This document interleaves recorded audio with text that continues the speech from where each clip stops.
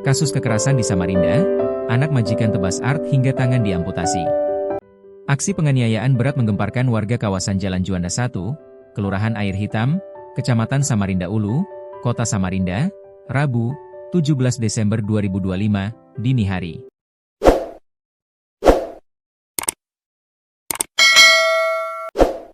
Seorang asisten rumah tangga, Art, berinisial AG, 23, harus kehilangan tangan kirinya setelah diserang menggunakan senjata tajam. Pihak kepolisian pun, sampai saat ini masih terus melakukan pendalaman atas kasus yang mengakibatkan luka permanen pada korban tersebut. Kapolsek Samarinda Ulu, AKP Wawan Gunawan saat dikonfirmasi mengungkapkan terkait kronologi peristiwa berdarah ini, yang terjadi sekitar pukul 00 WITA. Peristiwa tragis tersebut bermula saat korban sedang berada di ruang tamu rumah majikannya. Menurut keterangan saksi, situasi rumah saat itu sebenarnya tidak sepi dan masih terdapat beberapa anggota keluarga pemilik rumah berada di bagian belakang. Namun, serangan mendadak terjadi di area depan rumah.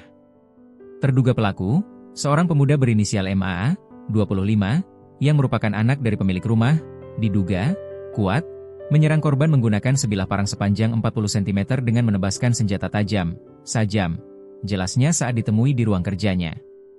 Akibat serangan ini, korban mengalami amputasi tangan kiri akibat luka sabetan fatal. Kemudian, luka robek serius di bagian kepala dan luka pada bagian pelipis. AKP Wawan mengonfirmasi bahwa saat ini pemeriksaan belum bisa dilakukan secara maksimal karena baik korban maupun terduga pelaku masih dalam perawatan medis. Korban dan terduga pelaku saat ini masih menjalani perawatan medis, diduga alami gangguan jiwa.